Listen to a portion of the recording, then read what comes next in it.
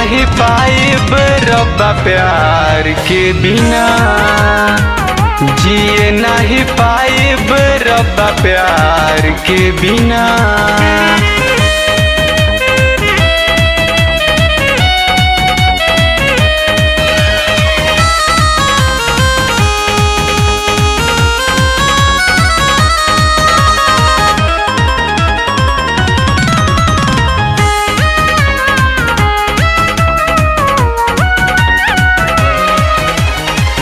जुदा जब करे के रहे काहे मिलौला हमके यार से, भइल कसूर कवन काहे दूर करो तारो प्यार से। जुदा जब करे के रहे काहे मिलौला हमके यार से, भइल कसूर कवन काहे दूर करो तारो प्यार से, करो तारो प्यार से। भले जिले हब सारा संसार के बिना, भले जिले हब सारा संसार के बिना, जिए नहीं पाइब रब्बा प्यार के बिना, जिए नहीं पाइब रब्बा प्यार के बिना।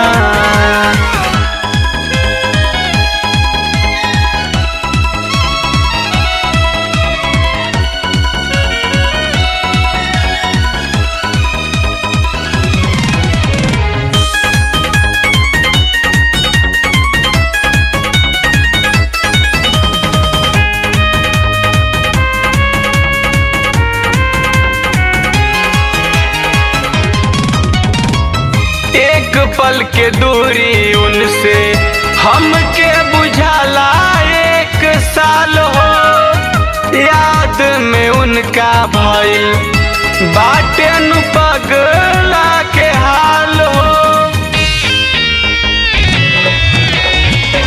एक पल के दूरी उनसे हमके बुझाला एक साल हो, याद में उनका भइल बाटे नु पगला के हाल हो, पगला के हाल हो।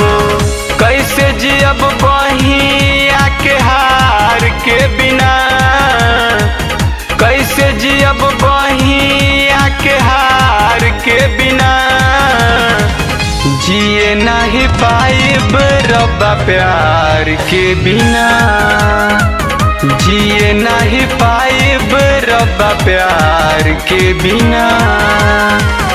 प्यार मोहब्बत काहे बनौला, रोग लगा के तू जियते मुआला, दिल लागे नहीं यार के दीदार के बिना, दिल लागे नहीं यार के दीदार के बिना, जिए नहीं पाइब रब्बा प्यार के बिना, जिए नहीं पाइब रब्बा प्यार के बिना।